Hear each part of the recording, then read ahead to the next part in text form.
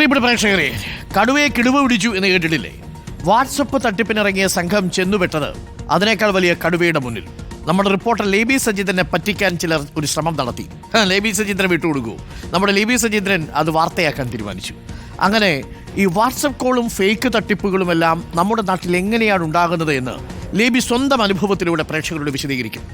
പലപ്പോഴും ഈ വാട്സപ്പ് ഉപയോഗിക്കുന്ന ആളുകൾ, പ്രായമേറിയ ആളുകളൊക്കെ വാട്സപ്പ് ഉപയോഗിക്കുമ്പോൾ അവർക്ക് വലിയ പരിഭ്രാന്തിയാണ് ആദ്യം. അതിനുശേഷം അവരുടെ വിശ്വാസ്യത പലരും ആർജിച്ചെടുക്കും. നിങ്ങളുടെ വാട്സപ്പ് തന്നെ ഹൈജാക്ക് ചെയ്തുകൊണ്ട് പോകുന്ന സംഘങ്ങളുണ്ട്. നിങ്ങളുടെ വാട്സപ്പിലേക്ക് OTP ചോദിച്ചു വരുന്ന വിഷയങ്ങളും ഉണ്ടാവും.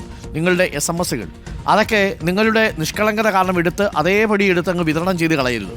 തീർച്ചയായിട്ടും അത് വളരെ സങ്കീർണമാണ്. തട്ടിപ്പ് സംഘങ്ങൾ നമ്മുടെ നാട്ടിൽ സുലഭമാണ്. റിപ്പോർട്ടർ ലേബി സജീന്ദ്രൻ്റെ അനുഭവം എന്താണെന്ന് നമുക്കൊന്ന് ചോദിച്ചിട്ട് വരാം. ലേബി, വെരി ഗുഡ് മോർണിംഗ്. എന്താണ് യഥാർത്ഥത്തിൽ സംഭവിച്ചത്? ഈ തട്ടിപ്പ് ഏത് തരത്തിലാണ് ലേബി നേരിടേണ്ടി വന്നത്? അത് തട്ടിപ്പാണെന്ന് എപ്പോഴാണ് ലേബിക്ക് മനസ്സിലായത്? ഡോക്ടർ അരുൺകുമാർ, കുറച്ച് ദിവസങ്ങൾക്ക് മുമ്പ് നമ്മൾ കൊച്ചി പനമ്പള്ളിനഗറിലുള്ള കൊച്ചി ബ്യൂറോ ഓഫീസ് അടിക്കുമ്പോൾ വൈകിട്ട് വാട്സാപ്പിൽ എനിക്കൊരു കോൾ വരുന്നു. അപ്പോൾ നമ്മൾക്ക് റിപ്പോർട്ടേഴ്സിന് നിരന്തരമായി വാട്സാപ്പിലും അല്ലാതെയും ഒക്കെ കോളുകൾ വരുന്നത് കൊണ്ട് നമ്മൾ സംശയമില്ലാതെ തന്നെ കോൾ എടുക്കുന്നു.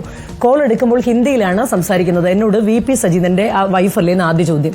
ഞാൻ അതേന്ന് ചോദിക്കുമ്പോൾ ലേബി സജീന്ദ്രൻ എന്നല്ലേ നിങ്ങളുടെ പേരെന്ന് രണ്ടാമത്തെ ചോദ്യം. അടുത്ത ചോദ്യം, നിങ്ങളുടെ മകന്റെ പേര് നിരഞ്ജൻ എന്നല്ലേ? അപ്പോൾ ഉടനെ ഞാൻ തിരിച്ചു ചോദിച്ചു, നിങ്ങൾ ആരാണെന്ന് ചോദിക്കുമ്പോൾ ഡൽഹി NIA ഓഫീസിൽ നിന്നാണ് വിളിക്കുന്നത്, ഒരു ഓഫീസറുടെ പേരും പറഞ്ഞു. അപ്പോൾ ഞാൻ ഉടനെ പറഞ്ഞു, നിങ്ങൾ ഇംഗ്ലീഷിൽ സംസാരിക്കൂ, ഹിന്ദിയിലാണ് സംസാരിക്കുന്നത്, ഇംഗ്ലീഷിൽ സംസാരിക്കൂ എന്ന് പറഞ്ഞു. അപ്പോൾ ഉടനെ അയാൾ തിരിച്ചു പറഞ്ഞു, എനിക്ക് ഇംഗ്ലീഷ് അറിയില്ല എന്ന് പറഞ്ഞ് ഹിന്ദിയിൽ തന്നെ സംസാരം തുടരുകയാണ്. ഞാൻ വേഗം, അപ്പോൾ പിന്നീട് അയാൾ സംസാരം തുടരുകയാണ്. എൻ്റെ മകൻ വിദേശത്തല്ലേ പഠിക്കുന്നത്, മകന്റെ കാര്യങ്ങൾ പിന്നെ അങ്ങ് സംസാരിക്കാൻ തുടങ്ങുകയാണ്. മകനെക്കുറിച്ച് വളരെ സുപ്രധാനമായ ഒരു കാര്യം പറയാനാണ് വിളിച്ചത്. മകൻ ഒരു പ്രശ്നത്തിൽ ചെന്ന് പെട്ടിരിക്കുകയാണ് എന്ന് പറഞ്ഞപ്പോഴേക്കും ഞാൻ ആ കോള് ഡിസ്കണക്ട് ചെയ്തു.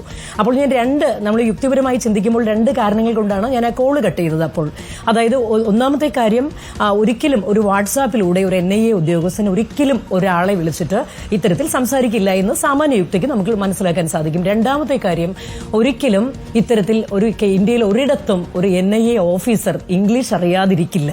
അത് ആ 2 യുക്തിയും വെച്ച് ഞാൻ ആ കോള് കട്ട് ചെയ്തു. ഞാൻ ഉടനെ കട്ട് ചെയ്തതിന് ശേഷം ഞാൻ ഹസ്ബൻഡിനോട് വിളിച്ച് വിവരം പറഞ്ഞപ്പോൾ അത് ഫേക്ക് കോളാണ്, അത് ബ്ലോക്ക് ചെയ്തേക്കുമെന്ന് പറഞ്ഞു. ഞാനത് ബ്ലോക്ക് ചെയ്യുകയും ചെയ്തു. പക്ഷെ എന്നിട്ടും എൻ്റെ ഒരു മനസ്സിലെ ആശങ്ക, എൻ്റെ മകൻ നമ്മളുടെ ഈ പറയുന്നത് പോലെ നമ്മുടെ ഐഡന്റിറ്റി എല്ലാം പുറത്തേക്ക് പോകുക, അത് നമ്മുടെ കുട്ടികൾ പഠിക്കുന്ന സ്ഥാപനം, കുട്ടികൾ എവിടെ, ഈ കാര്യങ്ങളൊക്കെയാണ് എങ്ങനെയാണ് പുറത്തേക്ക് പോകുക എന്നൊരു ആശങ്ക വന്നപ്പോൾ ഞാൻ പെട്ടെന്ന് ഈ നമ്പർ തിരിച്ചെടുത്ത് ട്രൂ കോളറിലിട്ട് നോക്കിയപ്പോൾ ഈ നമ്പർ പാകിസ്ഥാനിൽ നിന്നുള്ളതാണ്. അപ്പോൾ ഓർക്കേണ്ട കാര്യം, ഈ വാട്സാപ്പ് DP ആകട്ടെ ഒരു ഹയർ ഒഫീഷ്യലിന്റെ, അതായത് സ്ഥാനചിഹ്നങ്ങളൊക്കെയുള്ള വലിയൊരു ഉന്നത പോലീസ് ഉദ്യോഗസ്ഥന്റെ DP ആണ് ഇട്ടിരിക്കുന്നത്, ഒരു നോർത്ത് ഇന്ത്യൻ ലുക്ക്. എന്നിട്ടും എനിക്കൊരു സമാധാനം വരാത്തത് കൊണ്ട് ഞാൻ എറണാകുളം ACP രാജ്കുമാറിനെ ഈ വിവരം അറിയിച്ചു. അപ്പോൾ അദ്ദേഹം പറഞ്ഞു, ഇത് ഫേക്ക് കോളാണ്, ഇപ്പൊ നിരന്തരമായി ആളുകളെ ഇങ്ങനെ വിളിച്ചുകൊണ്ടിരിക്കുകയാണ്. ചിലർ ആളുകൾക്ക് സാമാന്യ ഒരു ബോധത്തിൽ നിന്ന് നമ്മൾക്കത് മനസ്സിലാവും, ഇല്ലെങ്കിൽ ചിലപ്പോൾ പക്ഷേ പരിഭ്രമിച്ചു പോകും. അങ്ങനെയുള്ളവരാണ് പെട്ടെന്ന് ഇത്തരത്തിൽ തട്ടിപ്പിന് ഇരയാവുക, തട്ടിപ്പിലേക്ക് പോവുക.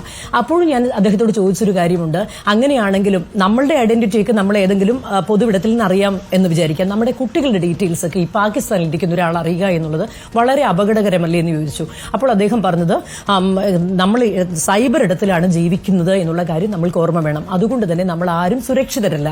ഈ ലോകത്തിന്റെ ഏത് ഭാഗത്തിരുന്നും നമ്മുടെ എല്ലാ വിശദാംശങ്ങളും അറിയുന്നവരുണ്ട് എന്നുള്ള കാര്യം നമ്മൾക്ക് ബോധ്യം വേണം. അപ്പോൾ ഞാൻ പറഞ്ഞു, സ്വാഭാവികമായും കുട്ടികളുടെ കാര്യങ്ങളെല്ലാം പുറത്തേക്ക് വരിക, അവരുടെ ഒരു ഐഡന്റിറ്റിക്ക് അവരുടെ ഒരു സ്വകാര്യതയ്ക്ക് ഉറപ്പില്ലാതിരിക്കുക എന്നുള്ളത് അപകടകരമായ കാര്യമായതുകൊണ്ട് തന്നെ എനിക്ക് നിയമ നടപടിയുമായി മുന്നോട്ട് പോകണമെന്ന് പറഞ്ഞു. അപ്പോൾ അദ്ദേഹം പറഞ്ഞു, നിയമ നടപടിയുമായി മുന്നോട്ട് പോയാലും കാര്യമായി ഒരിടത്തും ചെന്നിത് എത്തില്ല, നിയമപരമായി കാര്യമായി ഒന്നും ഇതിനകത്ത് ചെയ്യാനുമില്ല എന്ന് പറയുന്നു. അതുകൊണ്ടാണ് ഞാൻ പിന്നെ ആ വഴിക്ക് പോകാതിരുന്നത്. ആ സംഭവം നടന്നതിന്റെ തൊട്ടടുത്ത ആഴ്ചയാണ് അൻവർ സാദത്ത് MLA ഭാര്യയ്ക്ക് സമാനമായ രീതിയിൽ കോൾ വരുന്നത്. അവരുടെ കുട്ടി പഠിക്കുന്നത് ഡൽഹിയിലാണ്. ഡൽഹിയിൽ നിന്ന് ഡൽഹി പോലീസ് എന്ന് പറഞ്ഞ് വിളിക്കുന്നു. അൻവർ സാദത്ത് MLA ഭാര്യ പെട്ടെന്ന് പരിഭ്രമിക്കുന്നു. അത് ഏതോ ലഹരി കേസിൽ പിടിയിലായി ജയിലിൽ പോലീസ് കേസ് വന്നു, അതിൽ നിന്ന് രക്ഷിക്കാൻ പൈസ ആവശ്യപ്പെട്ടുകൊണ്ടാണ് ഈ വിളിക്കുന്നത്. ഉടനെ തന്നെ അൻവർ സാദത്ത് കേട്ടപ്പോൾ ഇത് ഫേക്ക് ആണെന്ന് മനസ്സിലാവുന്നു. എങ്കിലും അദ്ദേഹം മോളെ വിളിച്ചപ്പോൾ മോൾ ക്ലാസ്സിലിരുന്ന് പഠിക്കുകയാണ്. അൻവർ സാദത്ത് ഉടനെ തന്നെ ആലുവ പോലീസ് സ്റ്റേഷനിൽ ഇത് സംബന്ധിച്ചുള്ള പരാതി കൊടുത്തു. നമ്മൾ അടക്കമുള്ള മാധ്യമങ്ങളൊക്കെ ഇത് വാർത്തയാക്കിയതുമാണ്. പക്ഷെ ഇന്നലെയും അദ്ദേഹം എന്നോട് പറയുകയായിരുന്നു, ഇത് സംബന്ധിച്ച് ഒരു ചുവട് പോലും കേരള പോലീസ് വച്ചിട്ടില്ല, ഒരു മറുപടിയും ഒരു MLA ആയിട്ട് പോലും അൻവർ സാദത്തിനും കിട്ടിയിട്ടില്ല. അപ്പോൾ ഞാൻ പരാതി കൊടുത്തിരുന്നെങ്കിലും എന്റെ അനുഭവം ഇത് തന്നെയാകുമായിരുന്നു. എങ്കിലും ഡോക്ടർ അരുൺ ഒരു കാര്യം ഓർക്കേണ്ടതുണ്ട്. എന്നോട് എറണാകുളം ACP പറഞ്ഞത്, നിങ്ങൾ പൊതുവിടത്തിൽ ജീവിക്കുന്നവരായതുകൊണ്ട്, നമ്മളൊക്കെ സൈബർ ഇടത്തിൽ ജീവിക്കുന്നവരായതുകൊണ്ടാണ് നമ്മളുടെ മക്കളുടെയൊക്കെ വിശദാംശങ്ങൾ ഈ പാകിസ്ഥാനിലിരിക്കുന്നവർക്ക് അറിയാൻ സാധിക്കുന്നതെന്നാണ്.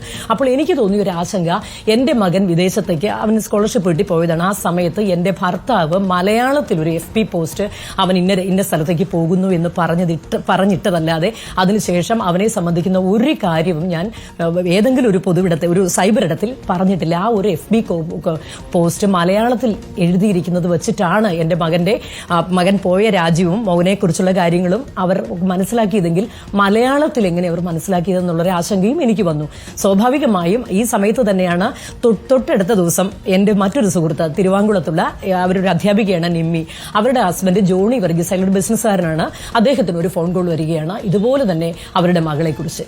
അപ്പോൾ നമ്മളുടെയൊക്കെ മക്കൾ പഠിക്കുന്ന സ്ഥലങ്ങൾ, നമ്മളുടെ മക്കളുടെയൊക്കെ ഇത്തരത്തിലുള്ള ഐഡന്റിറ്റികളൊക്കെ പുറത്തേക്ക് പോവുകയാണ്. ഇതൊന്നും നമ്മൾ ഒരിടത്തും നമ്മളൊന്നും ഇതൊന്നും പുറത്തേക്ക് പറയുന്നവരല്ല. എന്നിട്ട് പോലും നമ്മളുടെ മക്കൾ സുരക്ഷിതരല്ല എന്നുള്ളൊരു ആശങ്കയാണ് ആ സമയത്ത് ഒരു അമ്മ എന്നുള്ള നിലയിൽ എനിക്ക് വന്നത് ഡോക്ടർ അരുൺ.